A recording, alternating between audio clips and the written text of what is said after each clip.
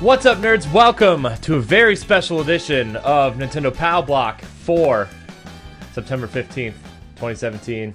I'm one of your hosts, Corey Dirrig, and alongside me, as always, that retro code, Edward Varnell. Ed, this is going to be an epic podcast. Yes. No. Dude. I'm sorry if we just broke everybody's ears. Yes, I'm super excited, just like you. What we're going to be talking about is probably the thing about it is still being talked about today. I know. I'm so excited, dude. Yes, we have a lot to cover. Everybody, of course, we're talking about the Nintendo Direct, and what I just seen blew my mind. I know, dude. After it ended, I knew you went to that concert last night, and I was like, I tried to video chat with you before you got there, and right after it ended, I was like, I gotta talk to Ed right now somehow, and this direct, it might almost be better than their E3, in terms of a small, compact yes thing. E3, we got a lot of cool information, but we got a lot of information about games we didn't know were coming, and that's exciting to see. Okay. Nintendo's giving us this timeline now, right, of things that they're bringing. This Direct, we've got major third-party support in this Direct. We have a title for the Kirby game. We've got 3DS stuff that wasn't announced at E3. We've got release dates. We've got special edition controllers. This is 1,000% more than I ever expected this Direct to be. I thought we were going to get... I knew we were going to get a Xenoblade release date, right? I knew they were going to focus on Mario Odyssey. I didn't expect 80% of this Direct. Oh, of course. And our predictions are literally where they were just predictions because we didn't know. And just like you mentioned E3, with E3, everybody just wanted the Metroid announcement. Yeah. Nintendo gave that. Yeah. Bam, they won. People wanted an Animal Cross announcement, but we didn't get that. And a Smash and a Bayonetta, we didn't get that. But what we got, dude, you cannot deny that Nintendo you cannot deny that Nintendo 3DS and Switch do not have a strong holiday going into 2018. Dude, there's too much stuff. I would almost argue there's too much coming out for these systems right now. Dude, I'm literally gonna have to double dip for Bethesda. Yeah. That's the big thing is we've got Bethesda and Rockstar support. Those are two major third parties that are supporting, bringing, I know LA Noire was kind of announced last week for Switch, and that's not really a major game, but for them to say, look, we want to put games on Switch, how do we utilize the tech properly? It's so exciting. And Bethesda's games, we were getting two major AAA Bethesda games that are super graphically intensive, that are super polished shooters in Doom and Wolfenstein 2. Wolfenstein 2, a game that's not even out yet and is going to push the graphical fidelity of PS4 and Xbox One, is coming to Switch. Granted, a little bit later than the other versions, but still, we're getting that game on Switch. And you know what? Even if it's not graphically almost Xbox One and PS4, I'm still buying it. I don't care. I get to play it portably. I get to lay in bed and watch TV while I play it. Okay.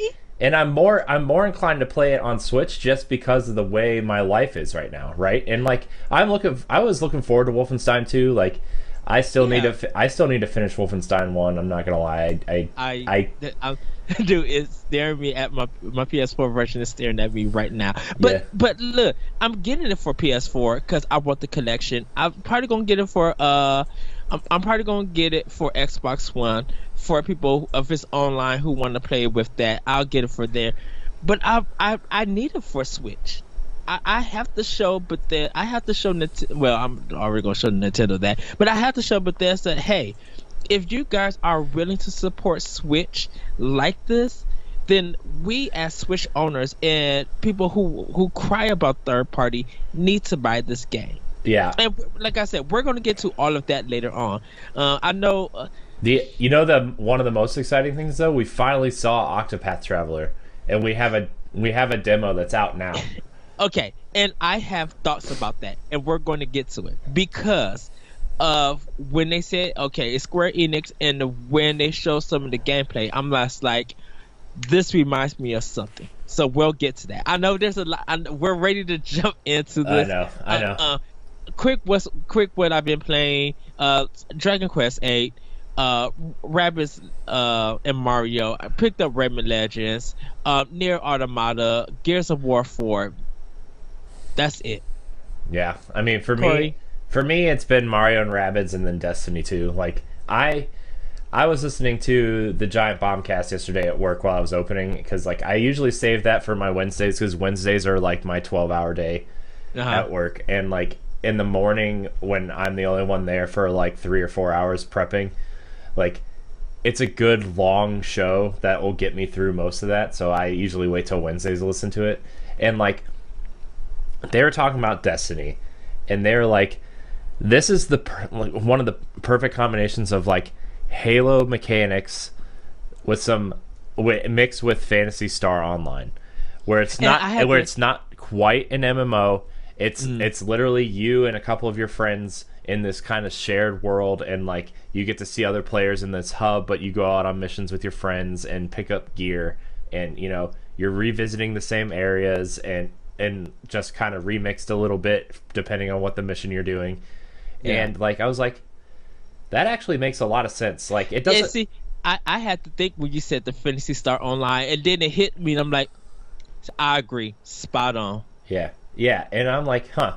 So like, and the more I play Destiny, like I'm in a special place where like my friends are like hardcore super Destiny fans, and like I am too, but like we're in that place where like we're trying to grind the fastest we possibly can to get raid ready for the weekend, and we didn't make it last night. Like my only one of my friends is raid ready, right? And like we were grinding last night, and I went from 227 to 263 last night, and like I'm in that slow pace where like now I have to start grinding strikes. Now I have to start grinding the missions to get the powerful gear, and like which is fine. I want to be 270 by Saturday, and that's the goal. So I'm going to be playing that all day and most of the night today to try to get to 270, ideally 275, but we're going to try for 270 because like that first boss requires you to be 260 light level, and you'll get awesome gear from that. So I mean you'll level up through the raid, but that's kind of where I'm at. And like the Phantasy Star comparison was really really interesting, and it totally makes sense. You know, like it's just you visit these different worlds and you're visiting the same places, taking on these monsters to you know upgrade your loot and stuff. So I'm really enjoying it. I feel like I'm not playing it the way Bungie intended. Like I feel like this game was totally designed for people who don't want to power level, because now going back and doing these missions, like I'm really overpowered and I'm like blowing through these missions because they're designed for lower level players to level up. But like we found the loophole that like within like 3 hours there was a loophole of how to level up fast, right? So like public events, Crucible are like the two fastest ways to level up. So that's what I've been grinding my time in, is these public events. And you know, I got the gear I wanted, I got all this cool stuff, and as you do that, you level up your factions, which give you an engram every like 25 coins that you get. So I'm really enjoying it. I like it a lot.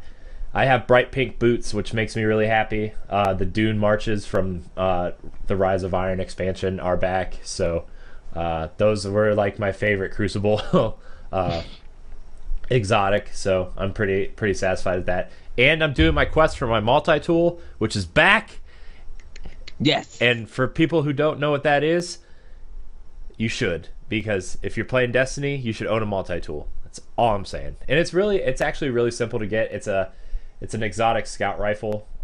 So like if you haven't played Destiny and you play Halo or something, it's like a DMR. It's like a faster shooting DMR from Halo. It's got two different scopes on it, and I have the Arctic white ornament to put on it, so it puts on this white Arctic camo on it. So I cannot wait to put it on. I love that weapon so much. It was my go-to weapon for 2 years in Destiny 1. So wow. To get it back, I'm pretty excited. And I also found my first exotic that I ever got in Destiny 1, Hardlight, which is an auto rifle that all of the bullets have light on them, and the bullets ricochet off the environment. So if they don't hit an enemy, they're ricocheting around the environment, and if you shoot too many bullets, it'll actually blind you if you're not moving, because there's so much light in the area. So yeah, Destiny is pretty much taking up most of my time. Mario Rabbids, though, finally got to World 2. Yes. I love that game. If you own a Switch, this game is a must-buy, especially if you are a fan of XCOM, or even, I would go as far as say, even like Fire Emblem fans will enjoy this. And even if you're not really into strategy games, there's a lot to enjoy in this game, because I know a lot of people who don't like strategy games picked it up and actually are really enjoying it. You know, it's getting to the point where it's starting to get hard, where it's starting to get tough to get the perfects on all the things. So yeah, I'm really enjoying it though. So that's kind of what's been taking up most of my time. I haven't played Rayman Legends, even though I picked it up. I'm going to pick up Metroid in the morning. So we'll see how that goes. I need to charge my 3DS so I can play it, but I think I need to do some updates to it. Some stuff is coming up, so I need to update that. And since I'll be at work at the time of you guys see this recording, when I leave, I'll pick up Destiny 2, Metroid Samus Returns, and the Amiibo. Like, I got all of that aside, ready to go. Yeah. Also in Destiny 2, I don't like the way my character looks. My character looked good in Destiny 1, and they changed things just enough on your character models to where my character went from looking cool to ugly in Destiny 2. So I created a second Titan that looks cool. And after I'm raid ready with my one Titan, I'm going to try to get to level 20 in my other Titan and transfer all the gear over and delete my old Titan. Just because my Titan is super ugly. She in the first game, she was cool. She had this cool purple hair, and her lipstick matched her hair, and she was kind of tan. She looks like every girl character I ever make in games, because I'm not gonna lie, if you can create a woman in a game, I'm gonna play as a woman, because that's cool. I think that's cool. So Mass Effect, even Fallout to an extent. I didn't play much Fallout, but I did make my character look like every other character I create. Destiny, all my female characters look the same. For some reason, it's just this generic looking woman I have in my head. The vision I have of a woman in my head as the character I make. Going to Destiny 2, her hair is this nasty, oily, dark purple color, and her lipstick is pink, and I'm this is gross. And it's this weird skin color that's too dark to be tan, but not dark enough to be a black girl. So it's this weird in between, greenish brown color, and I'm this is gross. Why would I ever want my character to look like this? And you can't go back through and edit the way your character looks if you import it from Destiny 1. So yeah, I went and made an awoken female with a really cool looking mohawk to eventually move my gear over so I can delete that Titan and finally make a hunter. I'm gonna try a hunter in Destiny 2, but So everybody, just gonna say this. Watch. I know you've seen the late. Hope you guys watch the latest episode Arsenal X. Once again, thank you. But do tune in to next week's episode of Arsenal X. We're gonna have another Destiny talk because we kind of got sales numbers a little bit that we'll probably talk about. But we'll probably talk a little bit more on because since I'm picking it up, all three of us will probably have more of a deeper opinion about that. Yeah, sorry, I know it's a Nintendo show. It's just like the character creator in Destiny really annoys me, and it's just like, ugh, my character is really ugly. So, but anyways, Ed, we need to get into this Nintendo news.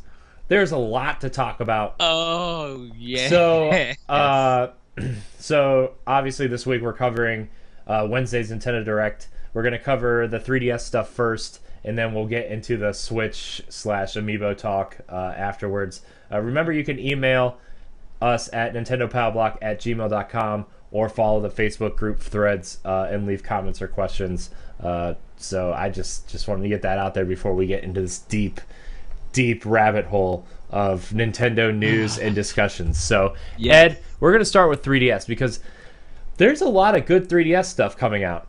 Yes. So the first thing I want to talk about is the Pokeball-themed new 2DS XL is coming this holiday. That is a must-have. What a cool design. Why did it take so long for them to design it that way? What a cool design. You know what pops is that middle part where they do the circle where the Pokeball is at, and then it goes to the side. So the 2DS looks like an actual Pokeball. Like, it's that ended. That's ended. I looked at that mug and was just like, oh, this is going to sell out quickly. Oh, that thing looks hot as ever. Yeah. Like, that thing looks really cool.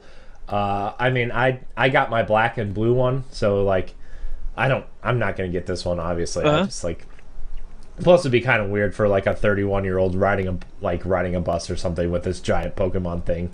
Not for me. So like, I got my black and blue one, but this one is really cool. Like, I expect a lot of parents to be shelling out money for this, especially with Ultra Sun and Moon coming out. Yes. You know, kids are still obsessed with Pokemon, obviously. What a cool idea for a holiday. So, did they say if it was bundled with a game or not? It's not bundled with a game. So, that's smart, I think. I think it's smart not to bundle it with a game. Yeah, and everybody, that one is coming out November 3rd. Mm-hmm. So, yeah. What a cool looking 2DS. Like, if I had a kid, like, that would be the 2DS I'd be getting them, would be that one, because it's just super cool. Yes. Other 3DS announcements, Mario Party, the top 100 announced for 3DS. Yay. Mario Party. I'm so happy they're doing this. I got super stoked, man. I was super happy. So it looks like a card game. No, it's a collection of all the games of the Mario Party series. They're mini games. Oh, it's just a mini game collection? Yeah. Oh. It's the best of all their mini games. That's why it's called the top 100. It's okay. all 100 of their mini games that they're putting onto this one cart. And you guys would there's no board or anything. You just play the mini games. Well, now that makes me excited because I like the mini games in Mario Party. Yes. Oh, well, okay. Well, now I'm not as down on it as I was. So I was like, do we really need another Mario Party? But that's cool. Wish it was on Switch. But anyways, the last thing for 3DS, Minecraft is finally making its way to 3DS. Out now.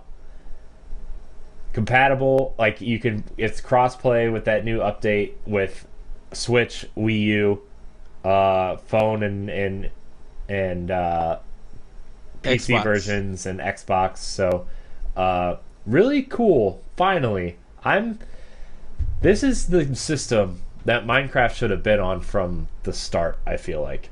Especially if it's aimed towards kids. Like, now, but I have a question. Is this only for the new 3DS? You can't play it on the old 3DS?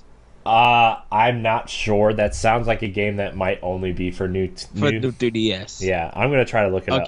But what do you think about this Minecraft coming to 3DS? just like you, it's about time. People said that it should have been out a long time ago for DS or even for 3DS. But you know, that's going to be just more guaranteed sales for Microsoft. More, less than Nintendo, more for Microsoft, I should say. Because you see, you don't get that Mario Nintendo pack like the Switch and Wii U owners have, but at least you're getting a Minecraft game. Yeah, So Polygon says it's only for the new 3DS and 2DS. So okay, which I understand that game. Like it's not like a graphically intensive game, but there's a lot going on that I think it sounds right that it would require that extra processing power for that. And plus they phased out, like, I think they're beginning to phase out the old XL 3DS. Yeah, I haven't seen anything other than new 3DSs or new 2DSs in a long time. Like I haven't even seen the regular 2DS in a while, except for they do have that bundle, but at my GameStop they said it was like only available online for them because they didn't think like in store they were going to be able to sell it. We have the Mario Kart 7 one. We have the red and the blue one.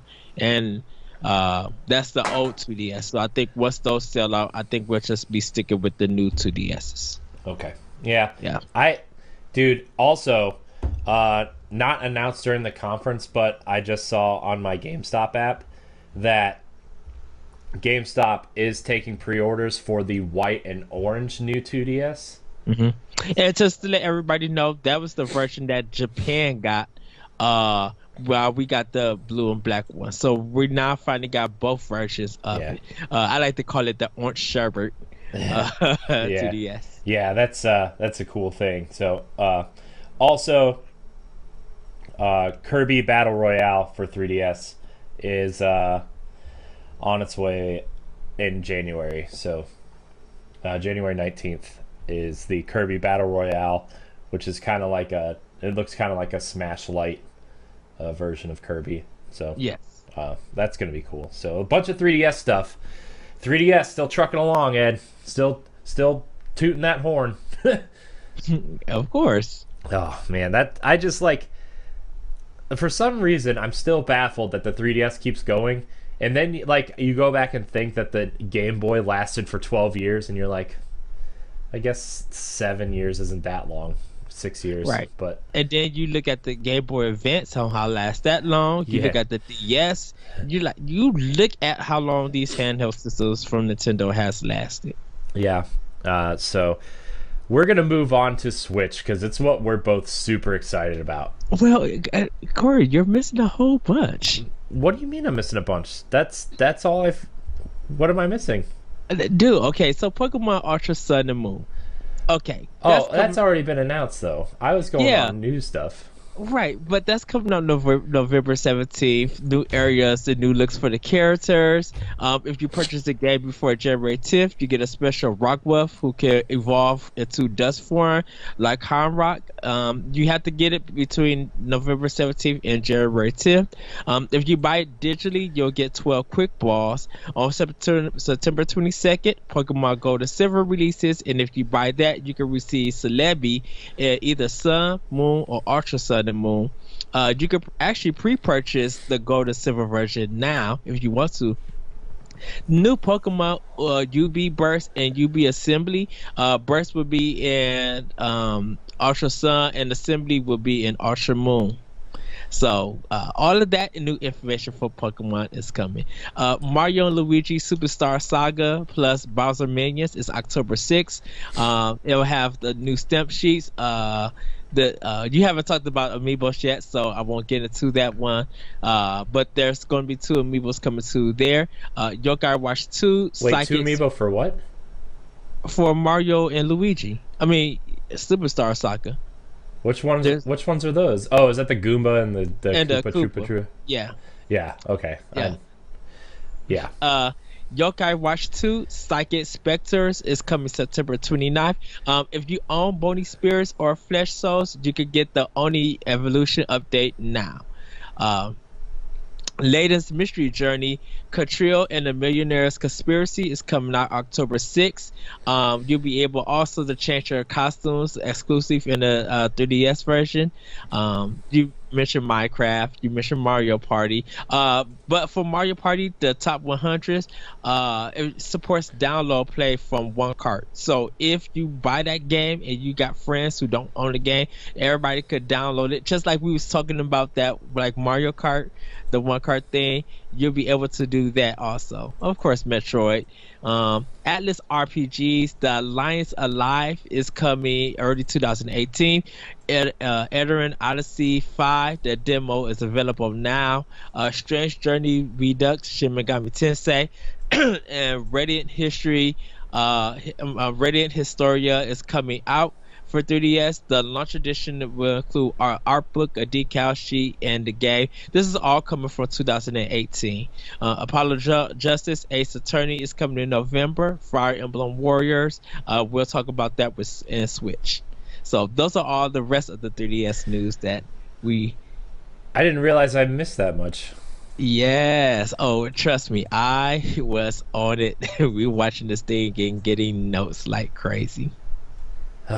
Well, if you're a 3DS owner, congratulations, you have more to play.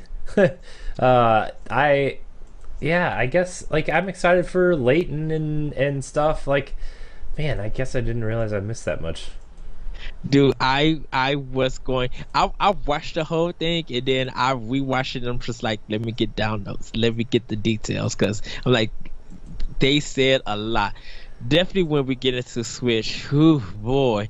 Go ahead, Corey, because I'm gonna let you take over. One last thing before we get into the Switch. They're doing that Kirby poll thing too, that 25th anniversary ability, copy ability poll. They want to know what your favorite copy ability is, I think. So you can check that out at kirby.nintendo.com/poll. Yes, you beat me to it. Yes, so done it. Anyways, we have a lot of Switch stuff to cover. Woo! This is exciting, and I'm like, So, Nintendo announced a Super Mario Odyssey bundle with dual red Joy-Cons coming October 27th. So, if you haven't bought a Switch yet, seems to be the perfect opportunity for you to buy a Switch. Hope you can find one, because Mario Odyssey looks great. Can I tell you, I hope that cover that's in the bundle gets sold separately. I want that cover. The cover for my Switch. Is it different? It's the red one with the with Mario in the middle, the white one. It looks really cool up close. I'm gonna have to look that up. I didn't realize the cover was different. Yeah, there's a case for the Switch that it comes with in the bundle. It's really cool. Oh, the case, not the cartridge case. The case to protect your Switch. Yeah, that looks awesome. Yeah. I want to see it. Yeah, it looks really cool. That case is pretty awesome. Yeah, and I actually like you could have the photo frame part that you could take a shot and send it to your social media or to your computer and stuff like that, and make it a desktop and everything. They had that real cool shot of Mario sitting back with the dinosaur and they sleep. That was really cool. I was just like, oh my goodness, this is so nice. And this game is going to be long. Yeah, dude, this game's gonna be huge. This game, hope you have some time to sit down and just play it. Like, that's the thing about Switch, right? Is like, this is why I spent 200 and something hours in Zelda.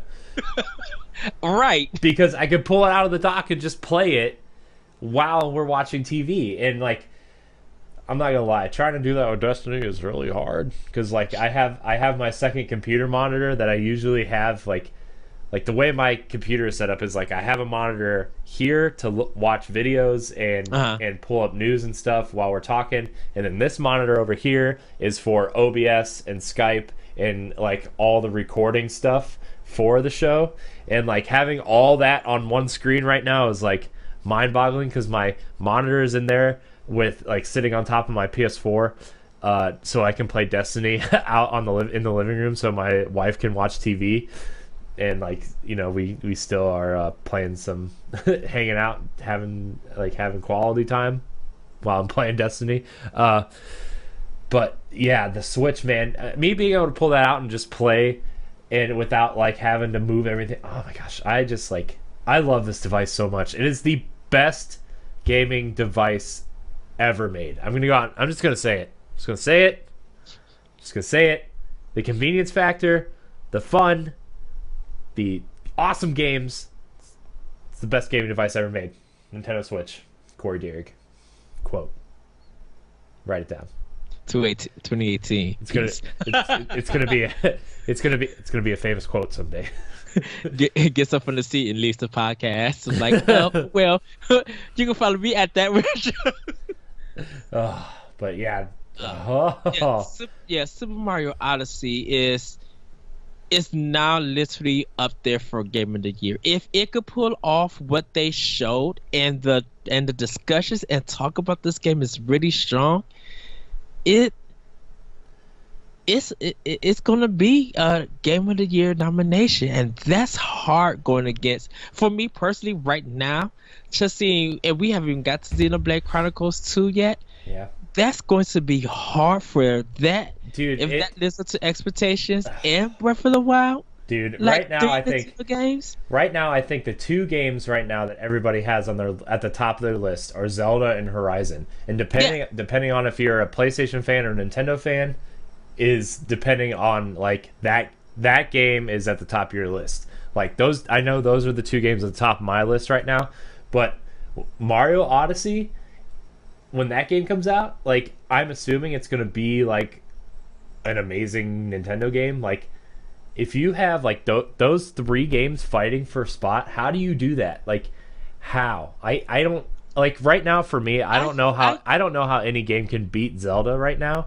And like for me personally, I don't think a Mario game can ever outdo a Zelda game. Well, this is the thing about it, because Zelda, we always discuss this, and I still feel this way. Zelda just changed not only open world gaming, but it actually changed on how you go about developing an open world game, setting your own journey. Like people want climbing in games like Breath of the Wild.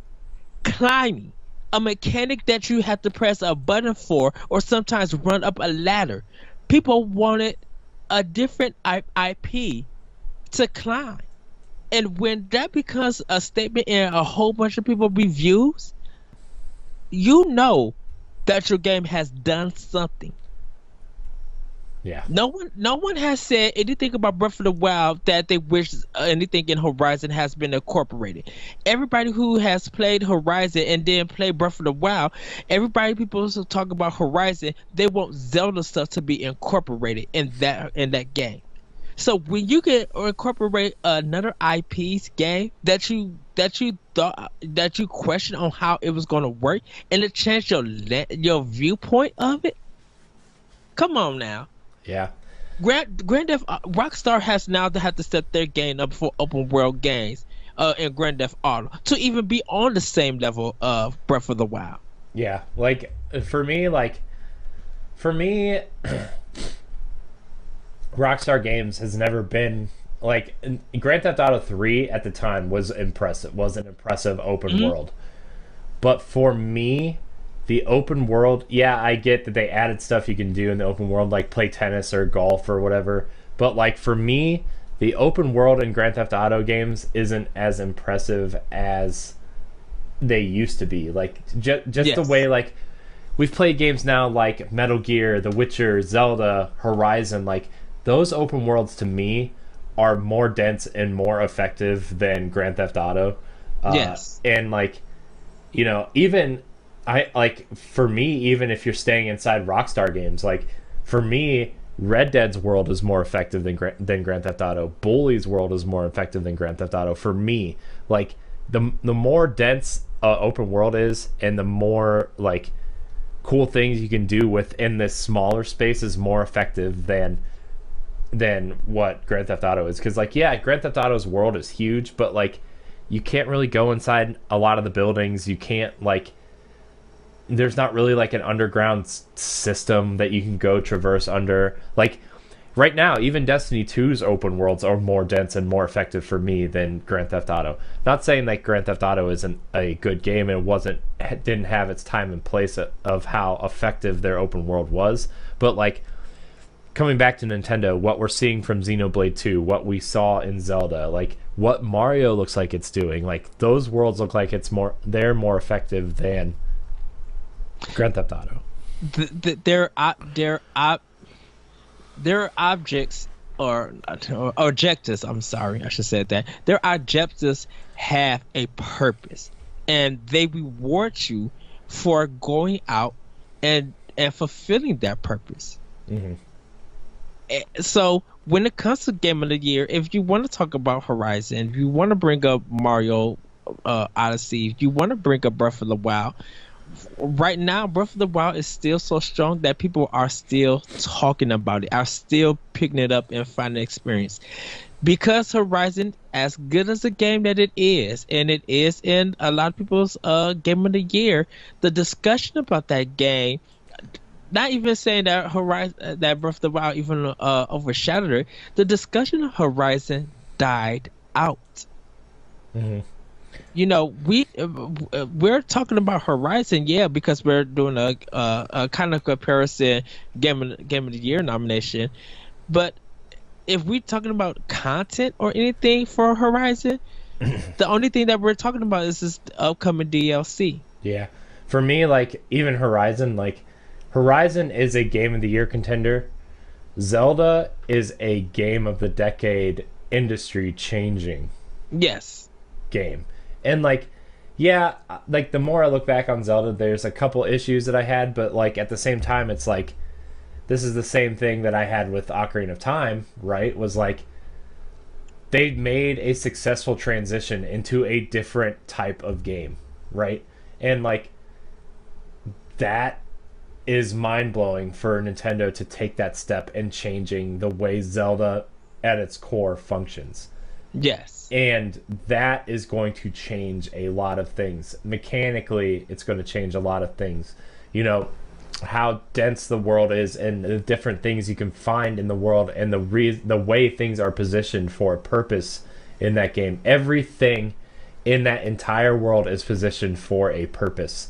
Like, those are the types of things that are going to change the industry. Whereas, you know, Horizon's a great game, but like, for people who played Horizon first and then you played Zelda, like, you can see the difference. You can see the difference. And then like for me, playing Zelda first and then going to play Horizon afterwards, like, as amazing as Horizon was, and as much as I thought the story was good and Aloy's an interesting character, like, mm-hmm. that open world and those mechanics already felt outdated because of the way, like, Zelda, I can climb anything I want as long as I have the stamina. I can jump off this high cliff and glide to an area. I can go find a shrine somewhere. I can solve little puzzles around the world. Like, those are the things. And this is just my last point. And I don't want to say anything negative about Horizon because, like I said, very good game. It was a new, just like Nintendo and Monolith Soft. It was a new adventure for Guerrilla Games, mm-hmm. and for Nintendo to make open world games. Yeah, Nintendo had some experience because of the 3D Zeldas, but they didn't have that experience on how to make it open and have hands off. Guerrilla mm-hmm. Games has only been known to make Killzone. So mm-hmm. Who comes in and teach them to make an open world games? Both of them, I think, did their research. Yeah. And they did their research effectively. Yeah, definitely. I mean, like, we've said this a million times. I think Horizon, hands down, is the best Sony first-party game, like, hands down, on that system. Like, if you own a PlayStation 4, you need to own Horizon. That is a hands-down fact. You should own it.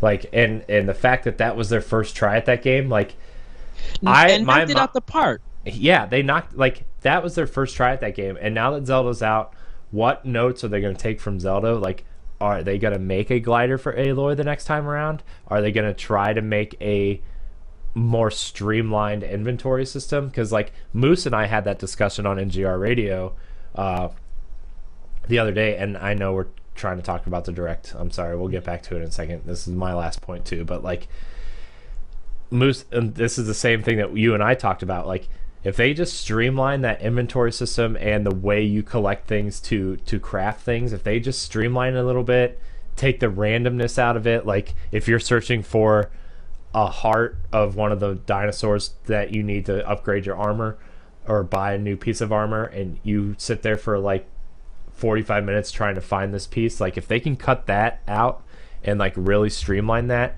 and really make Aloy feel like an agile warrior instead of like this tanky character.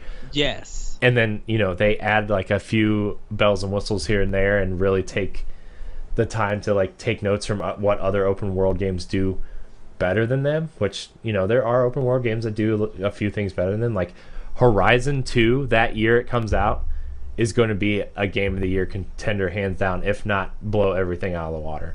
Unless Nintendo decides to put out another Zelda. well, I think with Zelda, they're thinking about it because now, they already confirmed the next Zelda they want to do it will be on Switch because they want to play with the HD Rumble. They want to play with some of the motion stuff. They want to use the touchscreen. Like, and that's the thing about it. It's just like, how do they? I feel like they can't top Breath of the Wild. They could equal to it, but they can't top it. They probably can. But we're going to have to give them that 5 years to fool around with this game. You're going to have to fool around with Zelda to be even able to touch it. But that's us. That's our opinions. Yeah. But yeah, Super Mario Odyssey. Sorry that we got off the topic. As that for being a game of the year, as a nomination, I think it's going to be there. Will it win? Who knows? I think it's going to win some personal ones, but we'll see. Well, there's some people that just prefer Mario over Zelda, and like that for them, like that game's going to be their game of the year, and that's fine. Like, and that's great. Everybody has their opinion. You're wrong. Zelda's the best, but and I would say this, that like for I think platform game of the year or nomination, Mario Odyssey is going to come first. Mm-hmm. Crash Bandicoot might come second, but I think that's more in Europe. That's another discussion. I'm looking forward to this. I have to spend $120 because if it comes out and I don't give my mom a copy, it's going to be a problem. So I'm not going to make you dinner for a week. Oh shoot, dude! I'll be like, okay, Mom, here you go. Like, I'll literally get home, hand her a copy, be like, okay, there you go. And like, oh, what's this? I'm like, that's the new Mario game. She'll disappear for the next 5 hours. Leave me alone.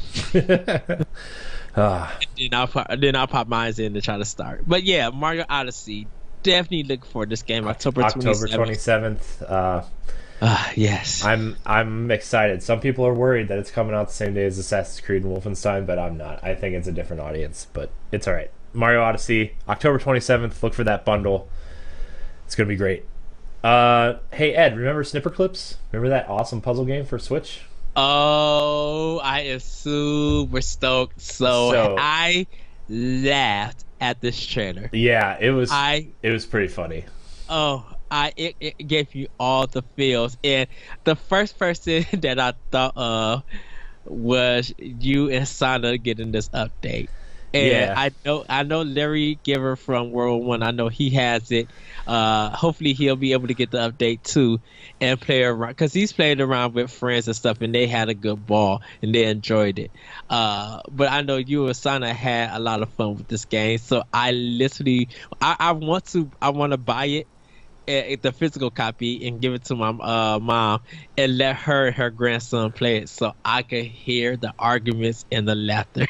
It's Jerry Springer meets Maury meets the Cosby Show all together. And it will be the most funniest podcast if I recorded everything. But go ahead, yeah. Snipper Clips Cut It Out Together is coming out. Go ahead, Yeah, Corey. yeah. So if you already own Snipper Clips, this is going to be a small fee to upgrade to this as DLC, but it will also be available in the store. There are 30 new games or new puzzles to solve. There's a new mode where you don't always start out as those little like, the characters with the hump on their head and the flat bottom. Like, Yeah.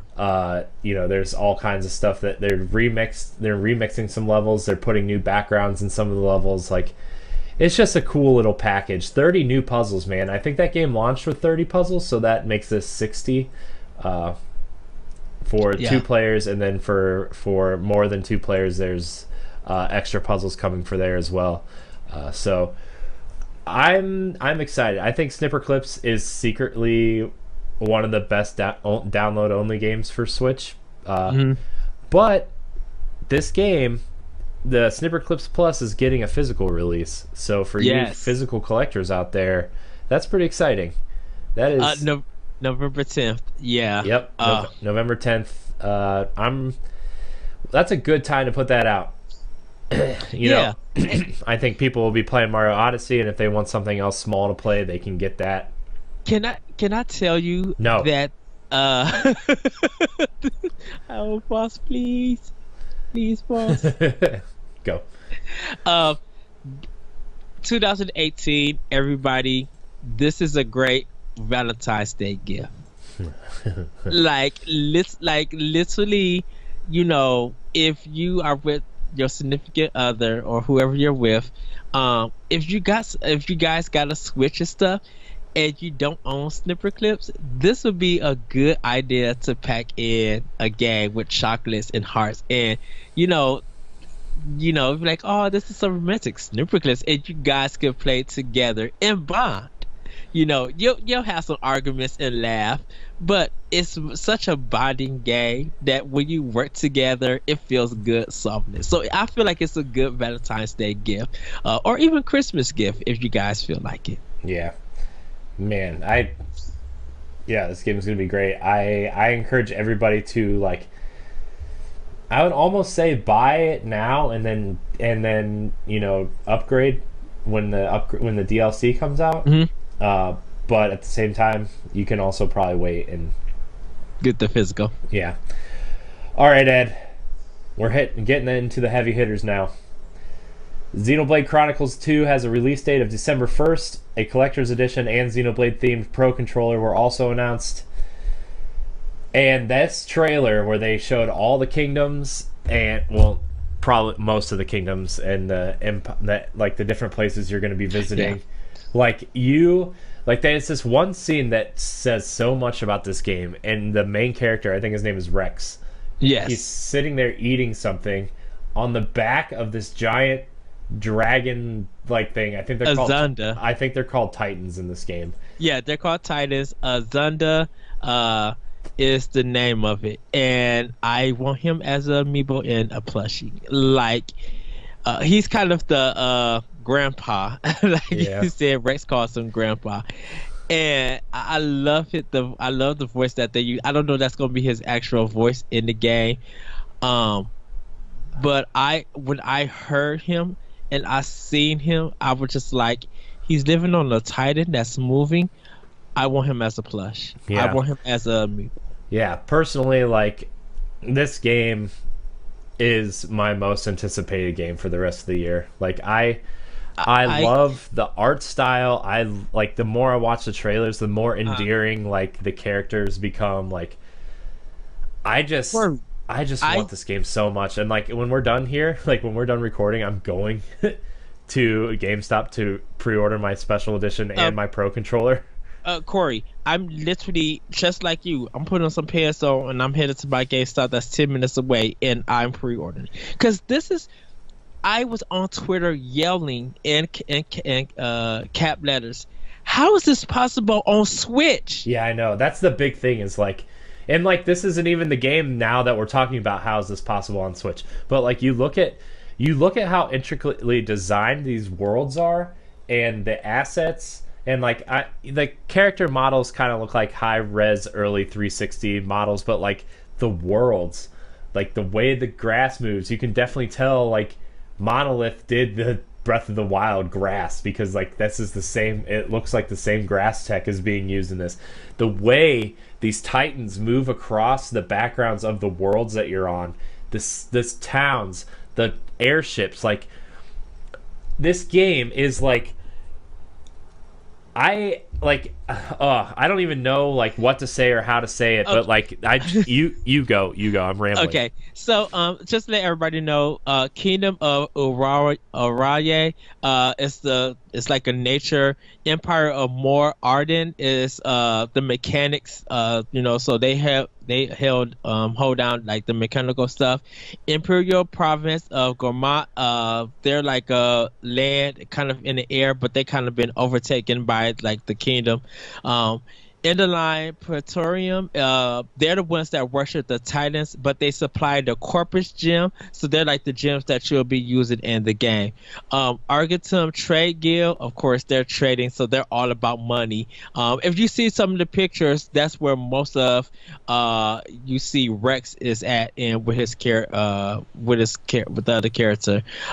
Torna, they're kind of, it looks like they're the antagonists of the game, because they're on a secret mission to find the blade Aegis. Now,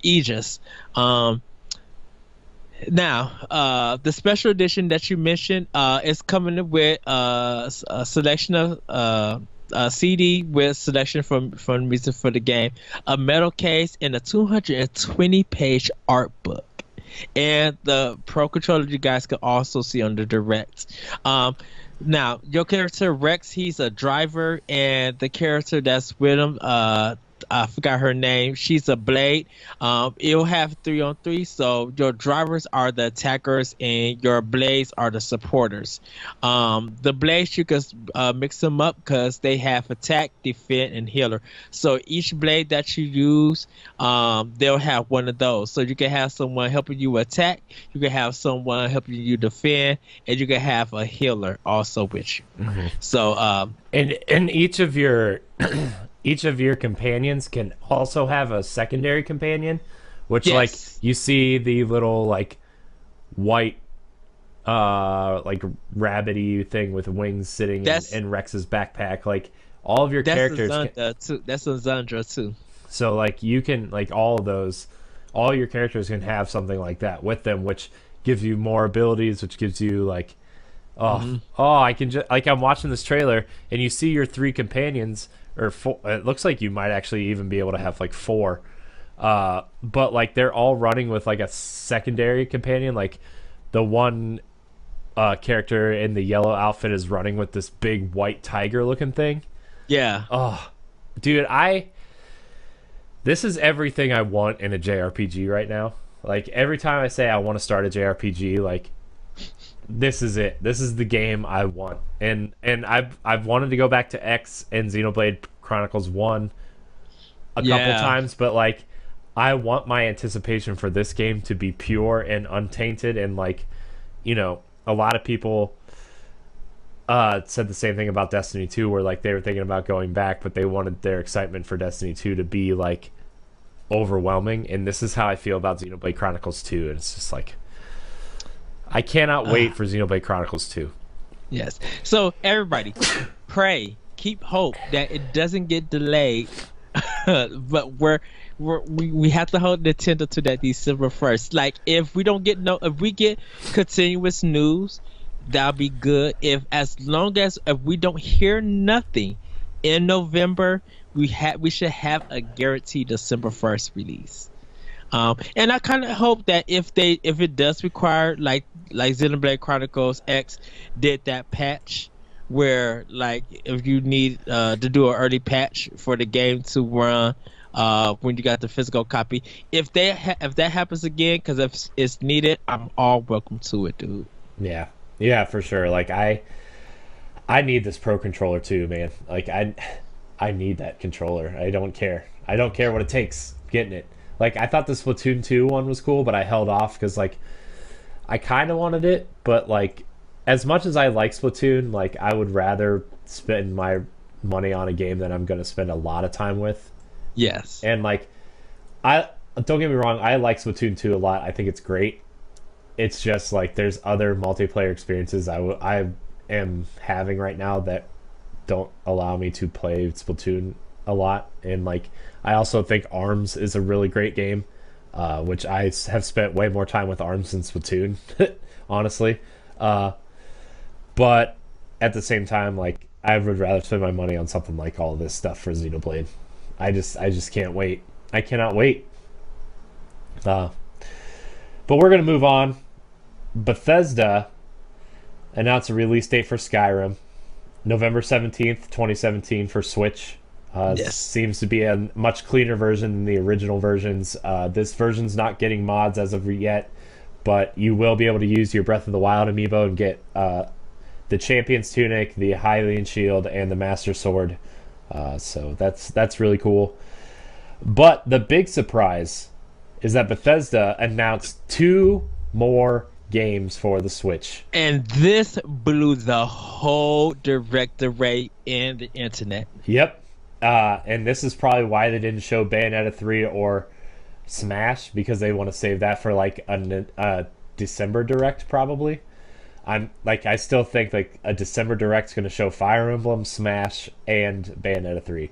I'm calling it right now. Bookmark this episode, Ed, because the next Direct they have, those are the announcements. But do we see in November? No, I think it's going to be after Xenoblade. I think they want to get all their big holiday titles out so they can just focus on 2018. I mean, right. I think the next Direct will be in November. Is what I'm saying. Oh, because I haven't seen a Direct in December. I think it's going to be after Xenoblade comes out. Mm-hmm. Honestly, I think they just want to get all their big holiday stuff, like their own holiday stuff, out of the way, and then they'll focus on 2018, so they can just have a pure 2018 Direct. Okay. Well, maybe if it comes at the end of November, they lead off with Xenoblade to give it more promotion. Yeah. Maybe that makes more sense. Lead off with Xenoblade and then focus on 2018. Yeah. So, yeah, that makes more sense. Wow, Ed, that's why I keep you around. You're so smart. Ed's the brains of the operation. Yeah. You're a boss. You hold it down. But anyways, Bethesda announced Doom for holiday 2017 for Switch, and Wolfenstein II, the new Colossus, for early 2018, which I'm going to go cancel my pre-order for the Xbox One version now after the show and pre-order it for Switch. This knocked me out of the water. I'm like, okay, so this is a conversation we literally just had on NGR, and the conversation we will have will be outdated on Monday's episode. The Switch, I think we even had this conversation on the last Nintendo Powblock, where the whole 360 PS3 generation is completely open for Switch if people want to put, bigger AAA games on the Switch, but they aren't going to be for the powerful PS4, Xbox One. Yes. This changes everything. The Doom engine, like the id Tech engine that they use for Doom and Wolfenstein 2, is one of the most complicated engines I think built. Unreal and Unity are engines that are built for ease of use, for they're built for people to easily use to build games, right? Yes. id Tech is built for people who want a hardcore graphical experience, a really in-depth, powerful experience, right? They're porting Doom and Wolfenstein 2, both running on the newest version of id Tech, to Switch. And I was people I follow on Twitter, like David Hatfield from IGN, posted this thing on Twitter. He said, "Wow, Doom and Wolfenstein both coming to Switch. Balls in your court, every other AAA developer ever."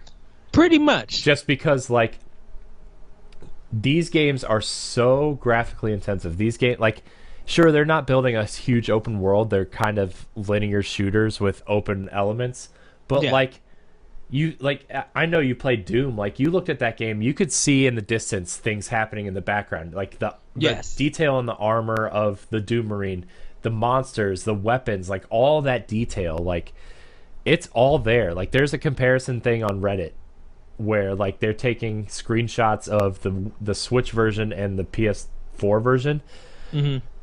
They look very close. Like they look really really close. When it was shown, it was that because I don't know if that was the Switch version that was running. The one in the trailer is the Switch version. They confirmed it. They confirmed it. Okay, so then I had to watch the trailer again. I had to watch that part again because see, I was kind of lost. I didn't know if that was like part of like the PC or Xbox One version. Like if they were just having like something else to hold it in. No, this is the actually show game. This Doom was the Switch version. They wanted to show the Switch version running because they want it out this year. So they were showing that version. And then because like you see the Wolfenstein, they just showed the title screen for Wolfenstein 2. So they're still developing that. Yeah, dude, it looks so good. And just to let everybody know, the multiplayer is not coming on the cart, but you can download it on the eShop when the game releases. Yeah. They said just side straight, which I'm fine with. Yeah. I'm literally fine with that. Yeah. Dude, I was literally blown and thrown. I was just like, what? Yeah. I screamed. Dude, I like when I thought I accidentally clicked on another video because I was watching it while I was driving over to my friend's house. Dude, did you get my message when I messaged you after they said it? Yeah. Yeah, let me look it up. You sent me. I was like, I honestly thought I accidentally clicked on another video because like I was trying to like listen to it and watch it at the same time while I was driving, which don't do that, guys. That's bad. Do not do that. But when it said on 2 new shooters coming to Switch, yeah, I'm like, okay, yeah, where's Doom, but the critically acclaimed Doom, but what? And then when they announced Wolfenstein II New Colossus, my mouth was like on the floor. I'm like, what? Yeah, you're just like, what? Yes, like in the Facebook message, and I was just like, I cannot believe that these two games are coming to Switch. Like, I played Doom. That game is a graphical powerhouse, and you're putting it on Switch. Like, that's seriously just like blowing my mind. Just even talking about it with you. And now, this is the thing, because this is ultimate shade to Respawn and that dude who said Titanfall 2 wouldn't be able to run on Switch. Yeah, I mean, this exactly. Is some, like, literal. If Doom and Wolfenstein look close to Xbox One and PS4 with some graphical changes, if Titanfall 2 cannot get to that level of running on the Switch, and bad on them. Titanfall 2 like runs on a version of id Tech. Like Respawn and all the Call of Duty developers use a modified version of id Tech to run their games. Like they run on infrastructurally the same engine. So if you're telling me Titanfall 2 can't run on this, but Doom and Wolfenstein 2 can, like that, there's an issue there. That just means you don't want to put into work. And like I'm sure Nintendo went to Bethesda and like helped fund this project to get games like this on here, but at the same time it's like Bethesda put in the work. Like even if Doom runs at 30 frames a second instead of 60, they still put in the work. And like I honestly, in a story-driven campaign shooter, I don't need 60 frames a second. Like I'm not one of those guys who's a 60 frames a second snob for shooters. Like Halo ran at 30 for a long time. Destiny 2 runs at 30. You know, Wolfenstein and I think Wolfenstein 1 on 360 ran at 30. Like I don't need 60 frames a second to play a story-based shooter. If they can get it running at 30 smoothly and have a really beautiful game to play, yes, that's totally fine with me, honestly. Because, like, honestly, sometimes 60 frames a second, especially Doom, kind of gives me a headache. Like, if you see Doom, like, sometimes they have that weird motion blur to make it look like it's running like faster to Uh-huh. to like, you know, show that the speed of the game. They have that motion blur when you turn and stuff. That Yeah. stuff kind of gives me a headache a little bit. But like if you can tone that down a little bit and run it at a smooth 30, and even at like 900p on Switch docked, like that's going to save you room on a cartridge or in memory, and B, you're going to get a decent shooting experience. So that's so cool. And that's why I said. And now, like hearing that, I was just like, okay, now I have to rebuy Doom for Switch. I have to rebuy. I'm going to. I mean, I'm still buying. Like I said, the 3 versions of Wolfenstein. Like I'm just going to have to buy them. Yeah. That's a lot of money, but This gives me hope, dude. This gives me so much hope for games like, you know, I would love to play Red Dead handheld mode. I would love to see these other companies bring games over now, because like this is the first step, right? 2K bringing their sports games over, running smoothly, and then now Bethesda bringing their games over. Like 3 of their major games. Like at first we were like, yeah, Skyrim, that ran on 360, it'll definitely run on Switch, but like now that Wolfenstein 2 and Doom, some of the most graphically intensive games available on console right now, like it's got it like this. There's no excuse now. Like, I'm sorry, I'm not a game developer by any stretch, but there's no excuse for people to at least not try to put into work to put their game on the Switch. So this is super exciting.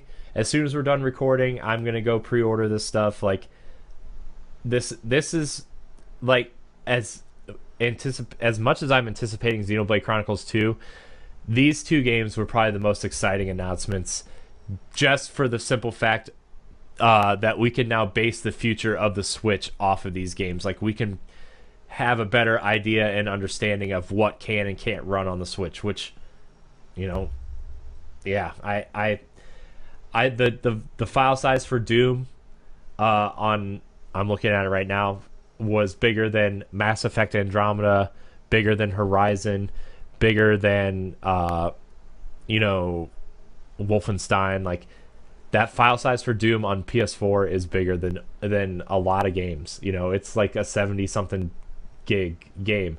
Not that it's going to be that on Switch, because they're going to have to tone it down a little bit to like not only fit on the cartridge but to make room on a memory card. But like, yeah, that's still a huge deal, you know. And you know, because Mass Effect was like something like 50 something gigs, like 53 gigs it says. It's man, I'm excited for the future of this thing. And like I said, this is good for and that's why these companies who are selling like Scandus, they need to be watching Nintendo and these companies with these big games, because they need to start really marketing those micro SD cards. That 128 gig, people are going to be like, look, if you guys are getting these big AAA title games and you need a memory card for your Switch, bam, here's our 250 or 400 gigabyte one for 175. Like, those cards will be sold out. Yeah, like now that these games are coming, I'm definitely going to be upgrading. I bought a 128, like thinking, okay, so I'm buying all the major Nintendo releases physically, right? Like the indie games, some of them I'll buy physically, some I'll buy digitally. 128 gigs is probably enough for like the next year or so, right? But if we're going to start getting Doom and Wolfenstein and future games that are this size, like, I'm going to need to buy that 250 size one, or that 400 gig one, or hopefully, you know, the bigger ones will come out and I'll have to get one of those. So, man, this was probably the most exciting announcement of the day in the Direct, for sure.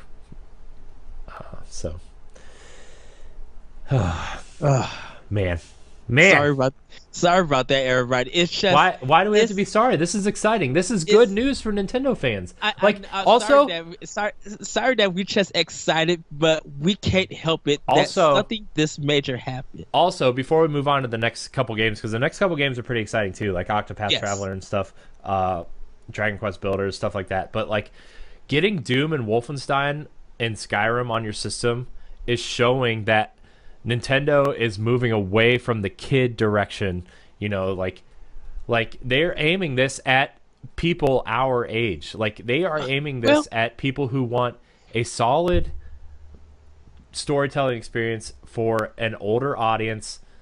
You know, they're aiming for a different age bracket than just someone's kids.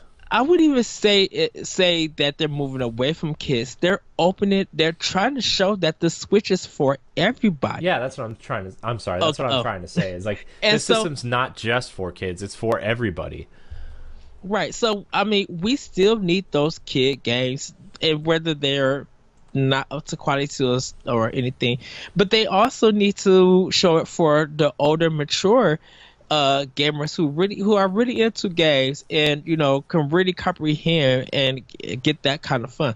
Like they're trying to be that open, and us, for people who have been writing blogs and complaining about, well, there's just not enough this, and Nintendo don't go. If Nintendo was now doing this, we have to. And I hate to say it, we're not say forced, but we have to support them. Yeah. We have to go buy these games, whether the reviews are good or bad. We have to show them that, it might not be up to par as the other ones, but I just got 3 big major titles from a third-party developer. Yeah. On a console that people thought were still going to be for kids. Yeah. I mean, like, don't get me wrong, I love Mario Kart and Zelda, and we're getting a Metroid, which is going to be cool. Like, I'm excited for the Nintendo stuff on this console because that's why I bought a Switch, right? Was to play the Nintendo games. I can't. Jeez, what is up with this sneezing? Like, I'm excited for all the Nintendo stuff we're getting, but like, seeing that I can play Wolfenstein and Doom on Switch and I don't need my PlayStation for that, like, thank you. Somebody, thank you. I don't know if God's playing Nintendo or something, but like, this is so exciting. Like, I cannot explain to you how exciting the potential of the future of this machine. It like the future was bright, but now the future for this machine is potentially on fire based on Wolfenstein and Doom. Yes. Like, that's it. Like, I can't say any more about it. And I'm just gonna say this, and that gives me hope for LA Noire too, because they've done some graphical fidelity things for Xbox and the Xbox One and PlayStation 4 versions, which makes me think that they might have actually improved the 360 and PS3 version for Switch, like in terms of textures and graphics and stuff. And I'm just gonna say this, and we'll move on. I know we've been trying to move on forever, but we can't. I can't. EA, if you want to throw the ultimate shade to Activision, if you could get a version of Anthem on Switch after the Xbox One X version come out, yeah. If Wolfenstein and Doom showcase that those games can run on Switch, and you could get somewhat of a port version of Anthem, Activision is in trouble. Yeah, because Bungie already said that like Destiny wouldn't run on Switch based on, like, the only thing about Anthem and Destiny I have to say, if they were to ever come to Switch, is that Nintendo better get their online infrastructure in order. Like, that's the only thing that I think now is preventing those games from coming over, is a strong, always connected infrastructure like Xbox Live and PSN, because those games need that. But graphically, from an engine perspective, from like a gameplay perspective, nothing is holding them back. The only thing that's holding those games back is a connected online structure, which Nintendo will be rolling out next year. Yeah, but I still think that Destiny is never going. I think Bungie and Activision is never going to put those kind of games on Switch. Which sucks, because I would love to play Destiny on Switch. That's money that's missing out on and that's why I said, if EA could get Anthem on Switch, even if it's a 2019 after the Xbox One version comes out, if they could get a port version of that game to run on Switch, Yeah. Would it, Destiny and Call of Duty, in my opinion, wouldn't have a chance on Switch Well, because of Call him. of Duty should be on Switch.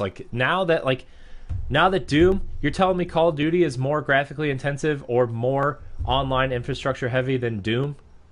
You're trying to tell me that now, Activision? Like, no, it's not. I'm sorry, it's not.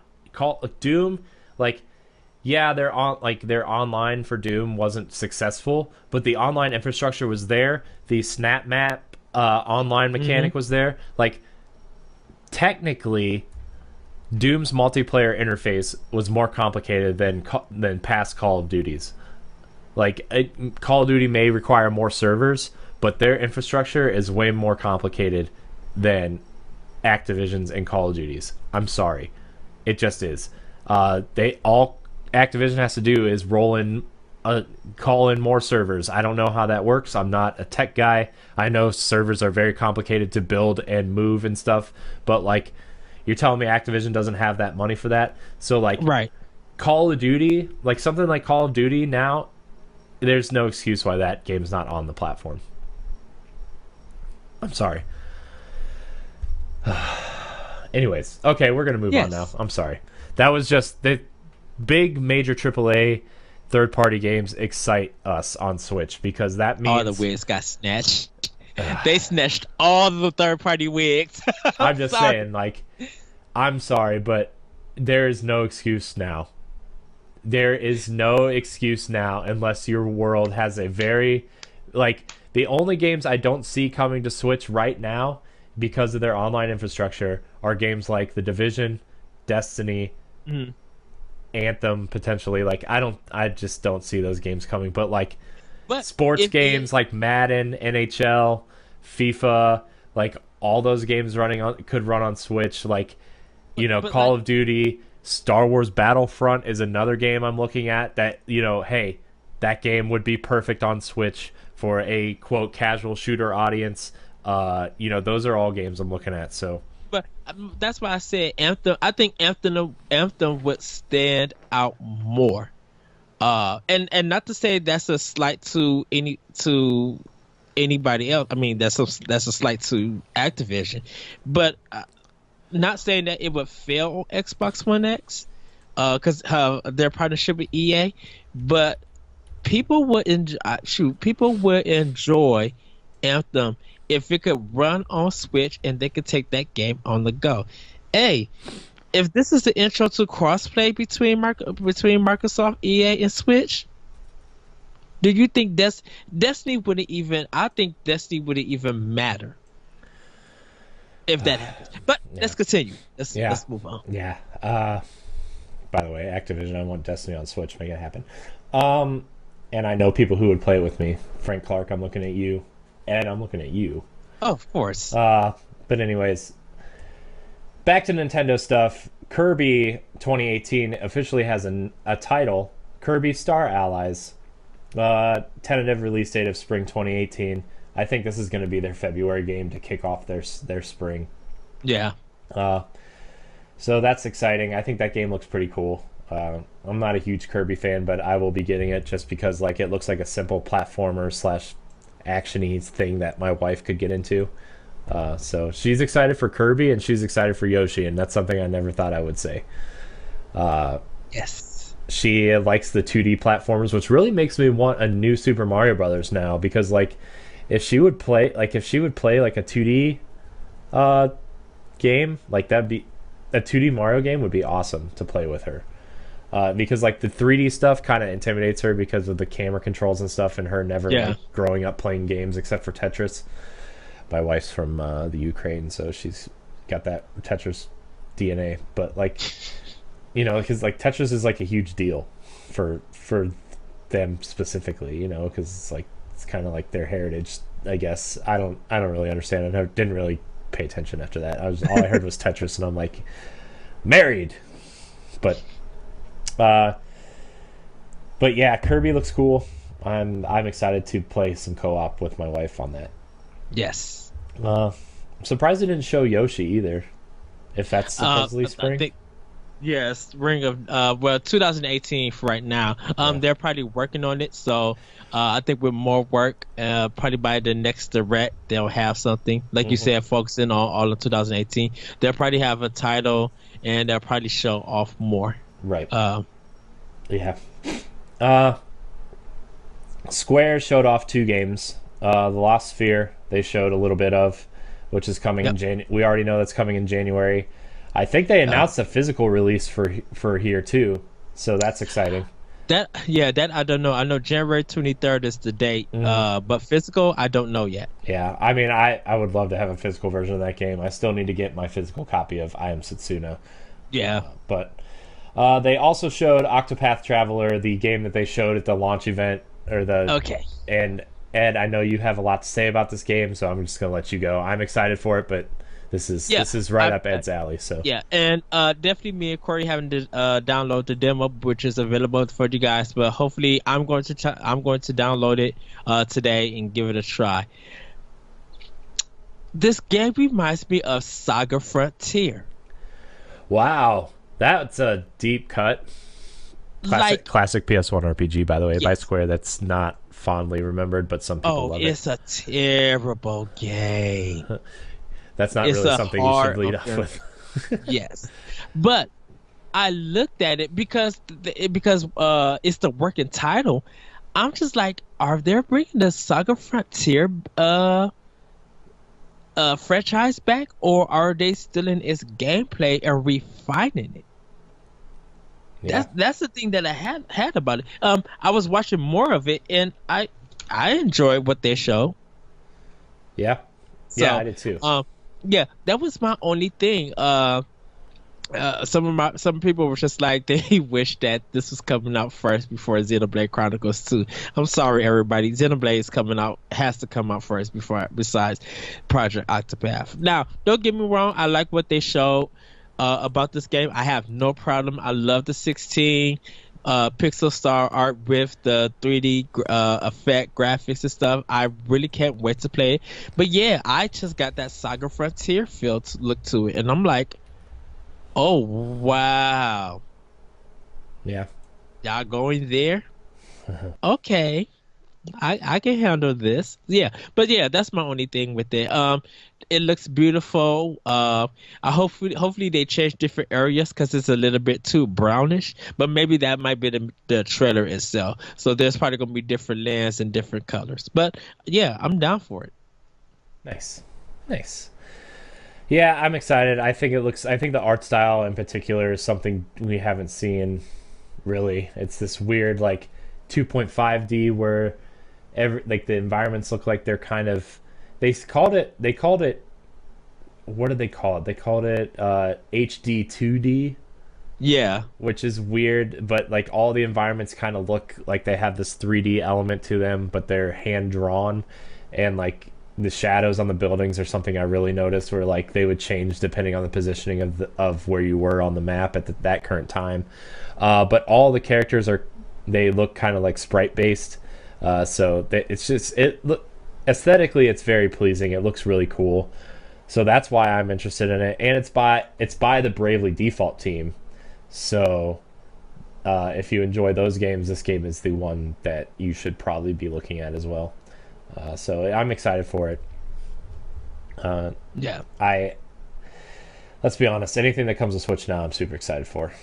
Gosh, now my head hurts because we went on that rant about Wolfenstein and Doom, and now I'm just like super excited and my head hurts. Yeah. Switch's first MOBA, Arena of Valor, was announced. There's no firm date. There's 35 heroes that you can choose from, and there's 5-on-5, 3v3, or 1v1 modes.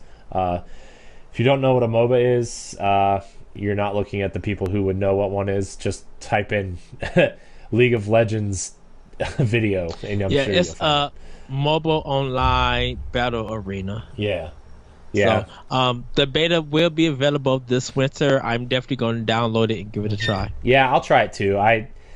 MOBA has been a thing because when I was younger, I was really into RTS. I was really into Age of Empires, StarCraft, not Warcraft so much, but the evolution of the MOBA came from a Warcraft 3 mod called Defense of the Ancients, and that's why there's one of the most popular games in the world is Dota 2, because Valve kind of took that idea and ran with it, and League of Legends also kind of ran with that idea.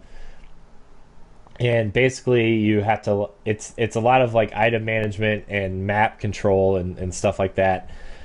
I'm pretty interested in it. I've always wanted to get into a MOBA, but everybody says that like Dota is like difficult to get into and people don't like when new players come in, and I just don't feel like dealing with that crap. And like a lot of people say League of Legends is really good, but at the same time I'd want somebody to go in and like show me how to play it. Like I know my friend Joey used to be really into League of Legends. So I don't know. This seems like a good trial for me to get into a MOBA. I'm going to download the beta and see what it's all about. And, when it comes out, we'll have impressions for you, obviously. So, pretty interesting idea, though. Pretty interesting concept, considering MOBAs need to be online all the time. Activision, EA, and they're putting this on the system that you can take with you that isn't always connected to the internet. Activision and EA calling them out, Ed. Get them. Finally, Dragon Quest Builders is coming to the Switch. Oh, you did miss a lot. I know. I don't know how I missed all this. Probably because I watched it in the car.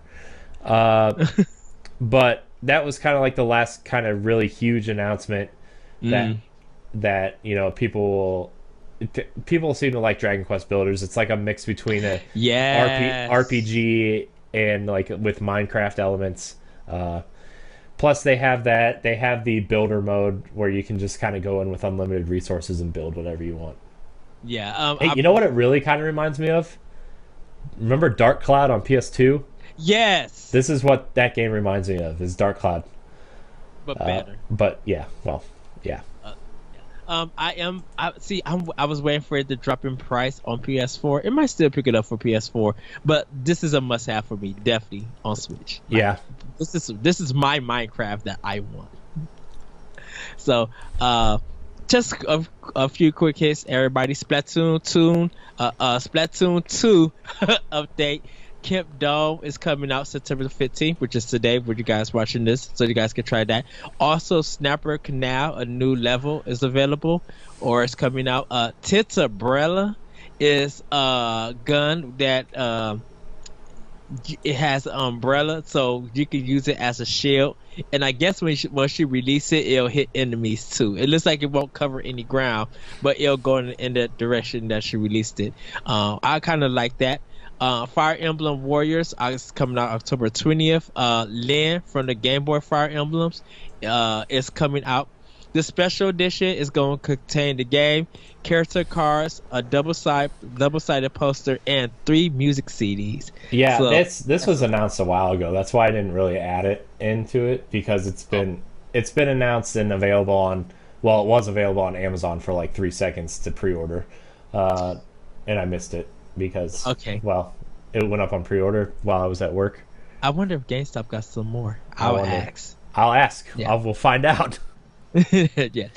Morphe's Law, they showed that at the Indie Direct. It's going to be available this winter, as long as the Rocket League going to be available this winter.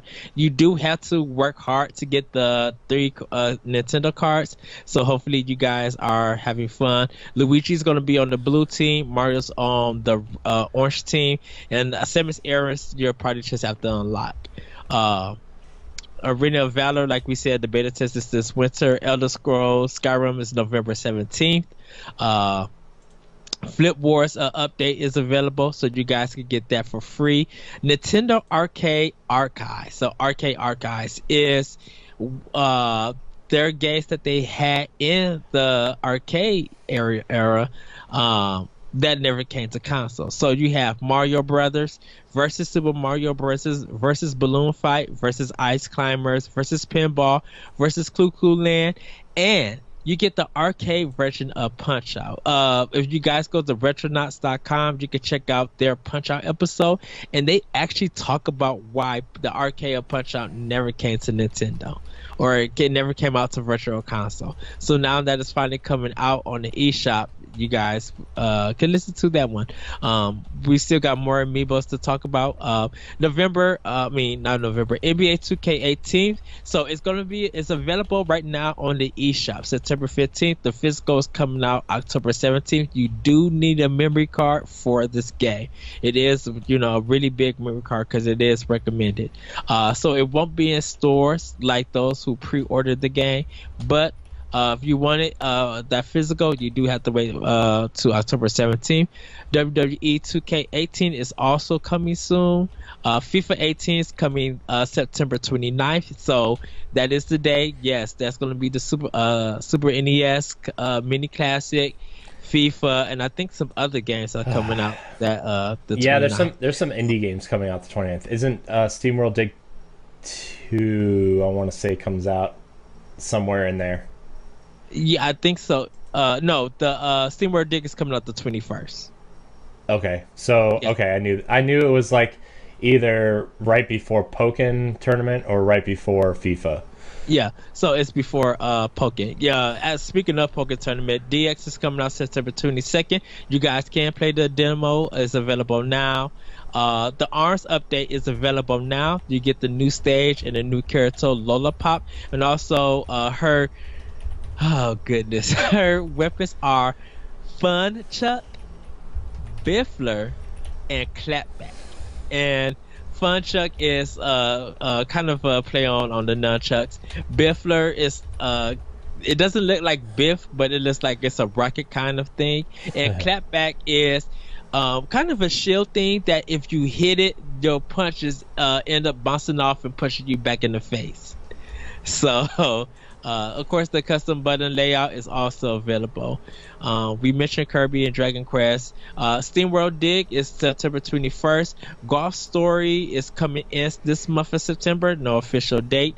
9 Parchment is this holiday. Chef Brigade is this holiday. Super Meat Boy Forever is next year. And Tiny Metal is also, I think that's coming out next year. They didn't give no dates. Lost Sphere, January 23rd. Sonic Forces is November 7th. Resident Evil Revelations 1 and 2, November 28th. LA Noir, November 14th. Should I get into the Europe and Japan quick hits also, Corey? Before we get into Amiibo? I don't think so. It's not much.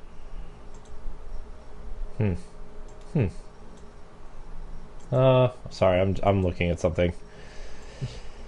We can get into Amiibo.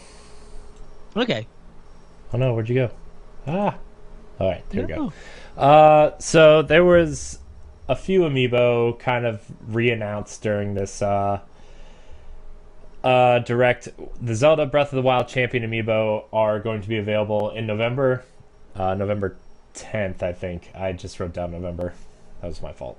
But it details the 4 champions of each of the Divine Beasts. So they each give you a special outfit. I think it's just the I guess helmets of the Divine Beasts that go with the Guardian like the Guardian tunic. Yeah.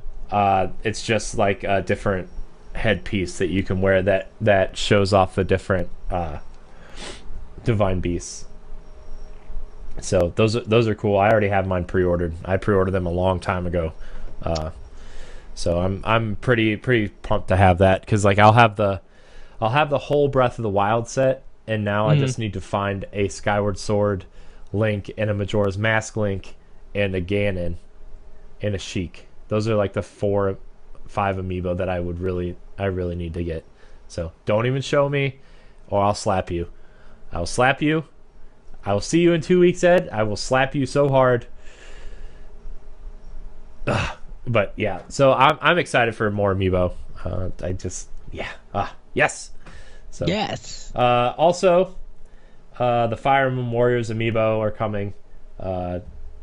They are the two protagonists of Fire Emblem Warriors. I've been trying to stay away from trailers of that game because I'm really interested in playing that game from like not knowing anything. I want to see how the characters come in from all the different games. But they did show the protagonist from the Game Boy Advance version of Fire Emblem is coming to the game, and that was a really cool reveal.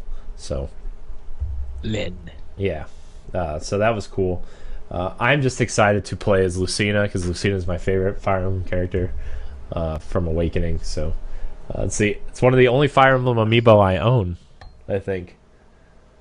I gotta find her. The redhead female in Awakening is my favorite. I forgot her name. I wish there were more Fire Emblem amiibo. Yes. And not like I'd be able to get them, but like I don't have any of the Fire Emblem amiibo except for the Fire Emblem Echoes amiibo. I have those. I haven't been able to find the Smash ones. I haven't found any of the Smash ones except for Lucina when I went to the Nintendo World Store a couple years ago. Lucina's the only one that I have. And then I have the Echoes ones, but yeah, so and finally the Mario Odyssey amiibo, they announced that 3-pack would be coming to the US and North America as well. So a lot of amiibo coming. Pretty excited. I can't wait to see the Metroid ones tomorrow. Yes, they're super sexy. I love them. Yeah, but a lot to unpack, Ed. That was a lot to unpack.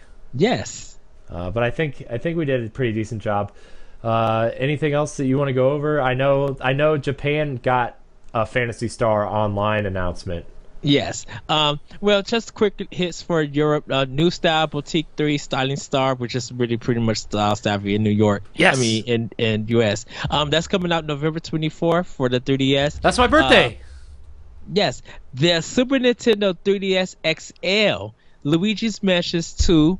They're going to be the Luigi's Mansion 2, Kirby's Triple Deluxe, and Super Mario 3D Land as October 13th. They're like re-releases for their budget price, $19.99, the Nintendo Select. But the Super Nintendo 3DS XL is coming out also on October 13th. So that's all for Europe. That's just a different It's probably part. a sexy looking system, isn't it? Oh, it's nice. They have the color buttons also for it. So that's the thing that was in Europe that was different. Like Corey mentioned, Phantasy Star Online 2 Cloud is streaming, so it won't be taxing the hardware. So you'll be playing the game in the cloud, and it's also free to play. So it looks like I'm assuming that if you it's going to be a download, and you'll be free to play it, and I think you'll just have to, microtransactions will probably they'll make their money from. Kobe Tecmo's Altair, Lydia, and Sora is launching this winter. They have a popular karaoke app called Joy Sound that's also coming to Nintendo Switch in Japan. And last but not least, Dylan's Rolling Wrestling 3, The Dead Heat Breakers is coming in 2018. So that was only for those two countries or continents. Those were countries. Those were the different ones that they didn't show. Everything else was the same, besides probably some dates. But yeah, Corey, that was the Nintendo Direct across the world. I like as excited as I was for Switch games before. Like now, like Doom, Wolfenstein 2. I know. Doom and Wolfenstein are like, those ones still blow my mind. Like, yes. I can't believe I'm gonna go pre-order Doom and Wolfenstein for Nintendo, like in Nintendo anything, let alone the Switch. Like, I just look. The Switch is kind of like my primary console of choice right now, right? It's the one I play the most. Besides, like, the only reason why I'm playing my PlayStation 4 so much is because Overwatch and Destiny are on it, right? I don't really care a lot about Sony's first-party stuff. Like, I loved Horizon, but I don't really care about, like, Uncharted or The Order or or anything like that. Like even Bloodborne, like I'm trying my hardest to finish that game still. Like still waiting on Matt and Moose. And they keep telling me I just need to text them, which is probably is my fault. It's okay. Let's be honest, it's my fault. But like the only reason why I'm playing Destiny on PS4 is because it's not available on Switch.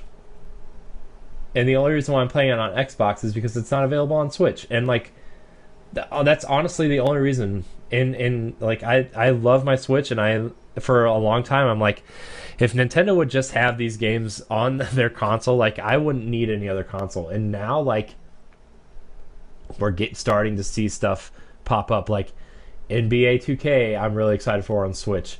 Now Doom, Wolfenstein, you know, some of these third-party games I'm really excited for Switch. Like after that Doom and Wolfenstein announcement, the next thing I was almost ready for, like I was ready for an Assassin's Creed announcement. Like, to be honest with you, I was ready for, just because like they have a lot of cachet with Ubisoft right now, and like Rayman Legends is out, and Mario plus Rabbids, and Steep is coming this holiday still at some point. Like I was ready for a Ubisoft Assassin's Creed announcement, even if it was just like an Ezio collection or Black Flag port, or you know, something like that. Like I was ready for that, and like this gives us hope. You know, this gives us hope. Yeah, and I'm really excited to see like the next direct. Like seeing Doom and Wolfenstein makes me excited for. I am eagerly anticipating the next Nintendo Direct. And literally, why you think I read and messaged you quickly? Yeah, I know. And like I was trying to watch it and respond to you and kind of driving at the same time, and I was like, that's why I video called you, but you were already where you were supposed to be. But like, this is exciting. This is so exciting. Like I'm not even like a huge Doom or Wolfenstein fan. I'm excited for the potential of third-party games coming to Switch. That is what I am excited. That is what these games make me excited for. Is like this shows potential that anything could be ported down to this system with a little bit of work and a little bit of like. Uh-oh. I just got excited. Can they bring the Metro series to Switch? Yeah, Metro would be a good series. Like okay, Metal Gear, Tomb Raider, Deus Ex. Like these are all games that would fit at home on Switch. Like Deus Ex and Tomb Raider specifically are games I feel like would fit right at home on Switch. Okay, Corey. Next Power Block. That's our discussion. What current third-party game could come to Switch now because of Bethesda? Right. Okay. Yeah, that sounds like a good plan. Like we would do it now, but we've already been going for like an hour and 40 minutes. It looks like. So like, but this is exciting.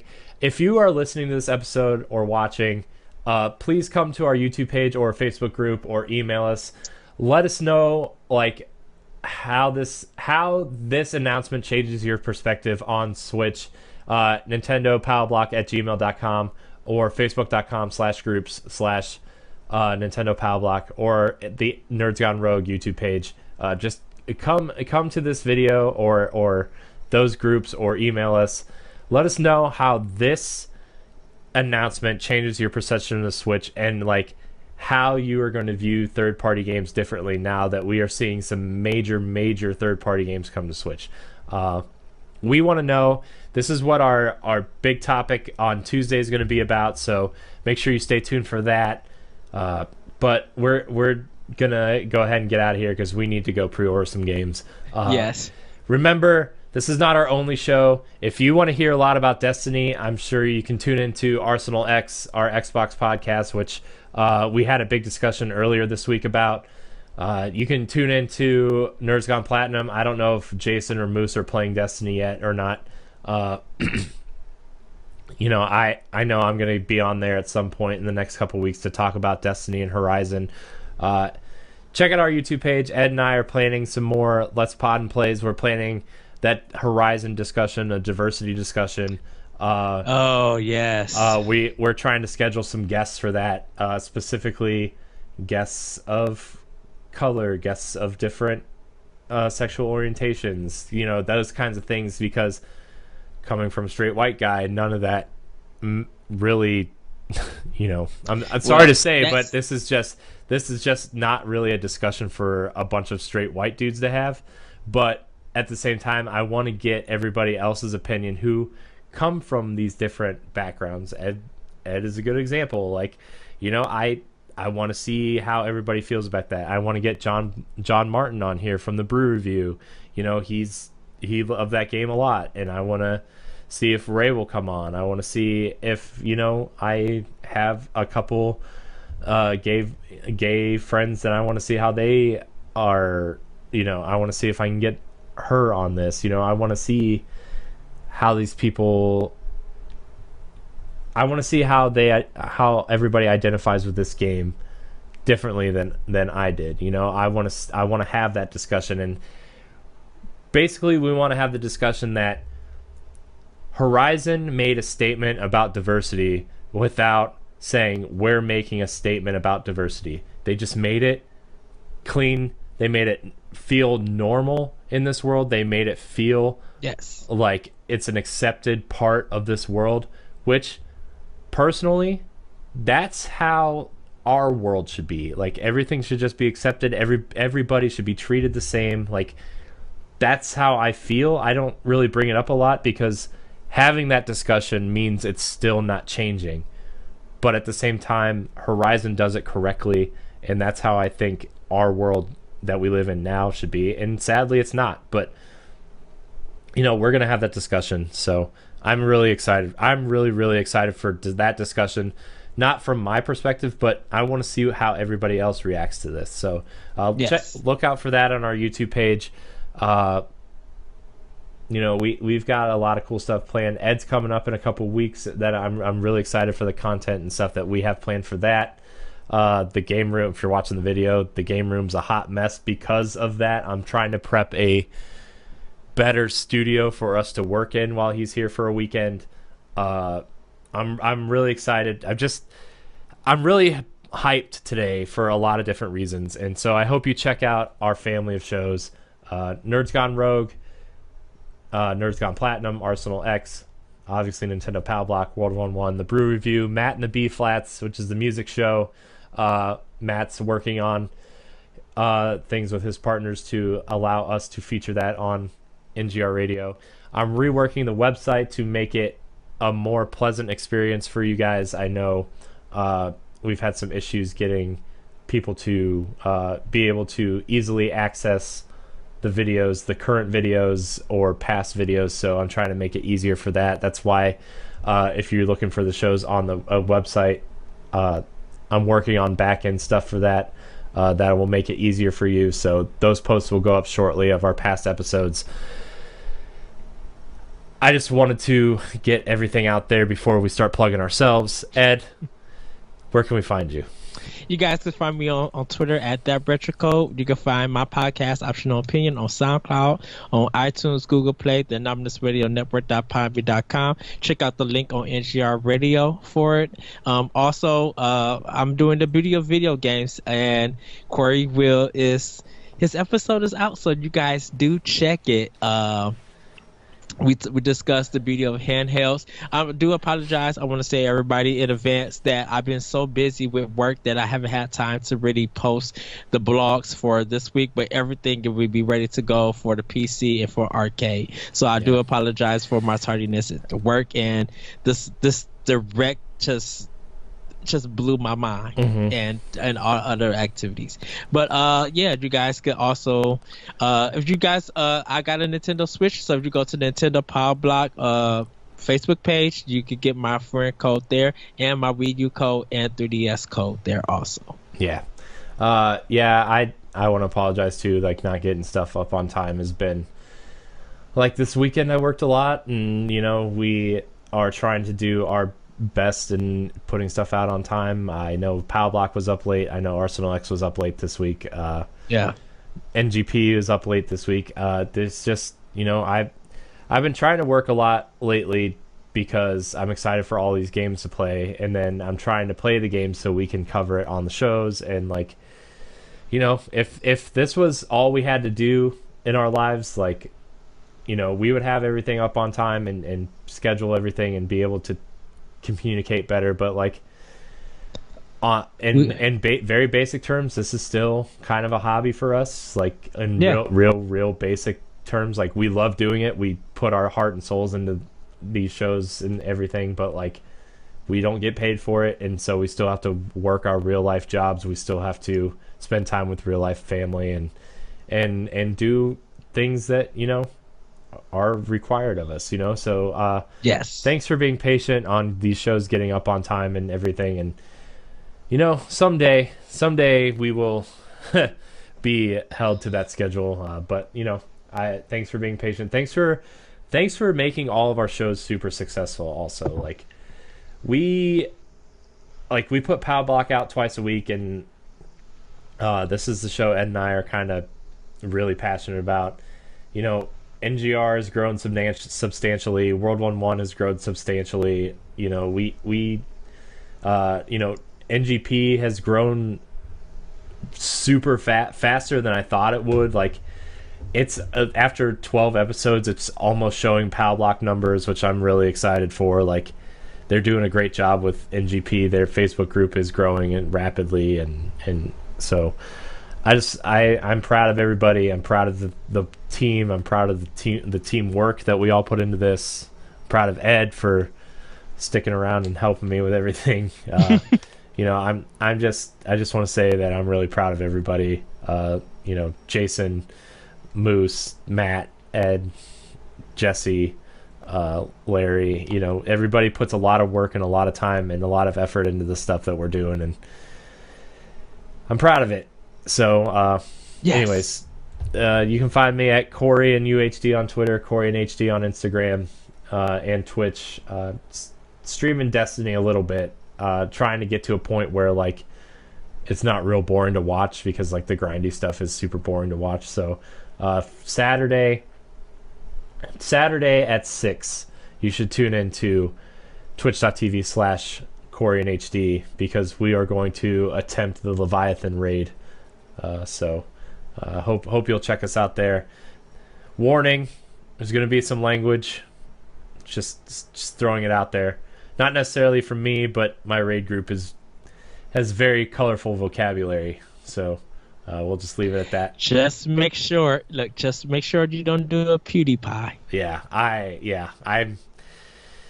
I'm pretty sure nobody. You won't do it. No, I know people. Make sure your raid folks don't. No, people in my raid group do not use that word specifically, but they do have colorful commentary. So just you've been warned. There will be a explicit tag on that stream specifically. So, but I hope you do come check it out. It's time for me to get raid ready. I have 12 light levels to grind out before Saturday. So, and some games to go pre-order. So, Ed, I love you. Yeah. Audience, we love you. Thank you for making POW Block. Love you too, man. Thank you for making POW Block NGR Radio's second highest downloaded show. Very proud of it. We man, Ed, I'm so proud of the numbers we're pulling in for this show. It just makes me happy, and like yeah. Anyways, sorry, I'll stop ranting. Thank you so much for watching and listening. I hope you're excited for the future of Nintendo. Check us out on Tuesday, where we talk about some AAA games. And until next week, we love you. Have a great weekend, everybody. Yeah, have a great weekend and game on. Woohoo! Yes.